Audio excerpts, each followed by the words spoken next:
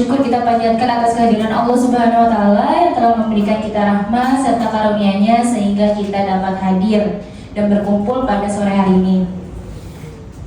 Pertama-tama yang saya hormati Ibu Ari selaku guru pendamping yang sudah menyempatkan waktunya nih untuk hadir. Perkenalkan, nama saya Fahadia Yustari, panggil aja Fadia.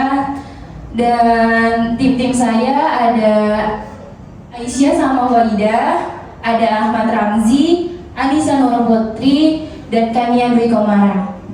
Saya mau kasih tahu dulu nih, acara ini acara apa sih? Jadi tuh kita ditugasi proyek dari kampus untuk ngadain kegiatan pengabdian masyarakat. Kita masuk ke acara pertama dengan menyanyikan lagu Indonesia Raya. Untuk hadirin diharapkan berdiri.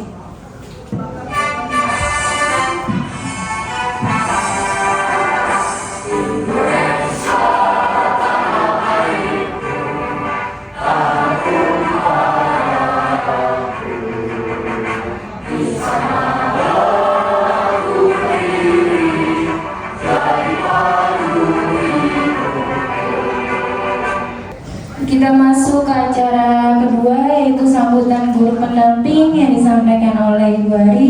Ibu Ari dipersilakan. Assalamualaikum warahmatullahi wabarakatuh. Waalaikumsalam warahmatullahi wabarakatuh. Mudah-mudahan semua ini sekali lagi bermanfaat untuk anak-anak OSIS SMK 35. Terima kasih untuk sudah dipercayakan ke SMK 35 Jakarta. Mudah-mudahan bisa lulus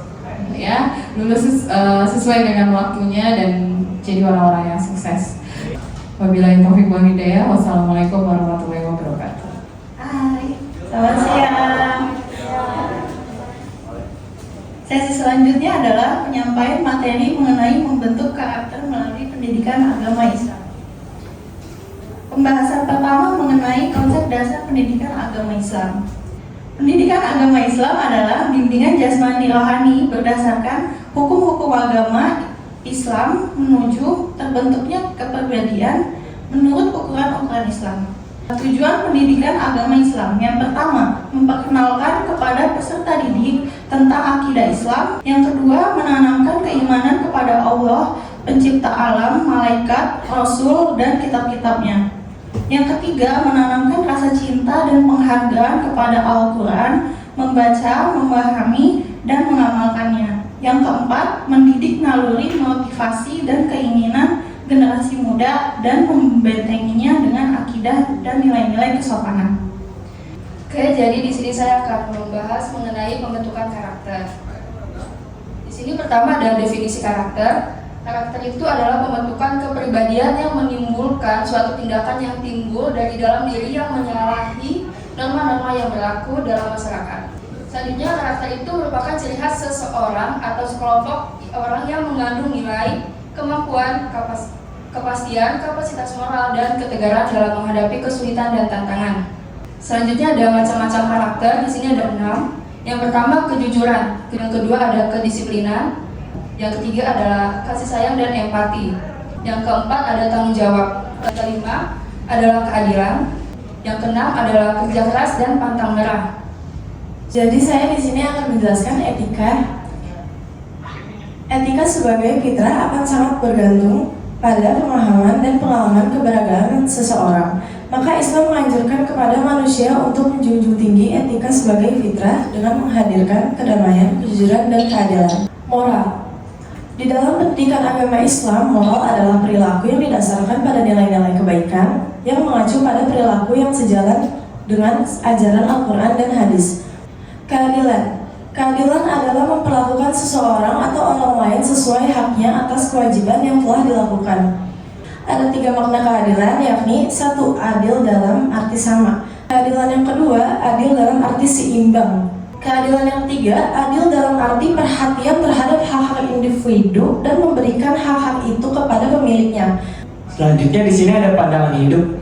Pandangan hidup Islam berdasarkan pada metode berpikir yang tauhidi atau integral. Sebab dalam Islam, jiwa manusia itu bersifat kreatif dan dengan persepsi, imajinasi, dan inteligensi, ia berpartisipasi dalam membentuk dan menerjemahkan dunia indera dan pengalaman. Ada 3 kategori umat manusia Ya ini yang pertama, kelompok yang menganggap hidup hanya satu kali. Kelompok yang kedua yaitu memburu dunia dengan meninggalkan akhirat. Yang ketiga, kelompok yang menjadi dunia ibarat ladang untuk bercocok tanam, sedangkan hasilnya akan dipetik nanti di akhirat. Selanjutnya ada aspek spiritual, sosial, dan pribadi. Aspek spiritual, ya ini aspek spiritual dalam pendidikan agama Islam merujuk pada pengembangan hubungan individu dengan Allah Subhanahu wa Ta'ala melalui zikir, doa, dan perbuatan baik. Di sini ada 4 aspek kecerdasan spiritual. Yang pertama itu sidik, yang kedua ada sifat amanah, yang ketiga ada fatonah, yang keempat ada taplik. Di sini saya akan lanjutin materi terakhir nih, ada aspek sosial dan aspek pribadi. Aspek sosial merujuk pada dimensi kehidupan yang berkaitan dengan interaksi dan hubungan antara individu dalam suatu masyarakat. Nah, yang kedua ini ada aspek pribadi. Aspek pribadi sangat penting karena berpengaruh pada cara seseorang berinteraksi dengan orang lain. Kesimpulannya, di mana dengan menanamkan nilai etika, moral, dan keadilan yang mencerminkan perilaku Islami dalam kehidupan sehari-hari. Pada aspek spiritual, pendidikan agama Islam membantu individu memperkuat hubungan dengan Allah melalui kecerdasan spiritual. Pada aspek sosial, menekankan pentingnya berperilaku baik, menjaga hubungan baik dengan orang lain, serta berperan aktif dalam masyarakat. Aspek pribadi dalam pendidikan agama Islam diarahkan pada pengembangan diri yang mencakup akhlak, moral, dan tanggung jawab. Untuk materinya sudah sampai sini, kita masuk ke sesi selanjutnya, kita masuk ke sesi tanya jawab. Nah, perkenalkan, nama saya Lisa Indra Tuciani. Di sini saya ingin bertanya, Kak. Ini kan mencakup pendidikan agama Islam. Nah, bagaimana ini pendidikan agama Islam ini dapat meningkatkan aspek spiritual, sosial, dan juga pribadi dalam lingkup siswa dari kehidupan mereka di lingkungan sekitarnya. Perkenalkan, nama saya Muhammad Rifaldo Setiawan dari jurusan TP, Teknik Pemesinan. Saya ingin bertanya, apa contoh kegiatan dari aspek-aspek yang ada dalam materi? Perkenalkan, nama saya Muhammad Farul Pratama dari kelas 11 Teknik Pemesinan.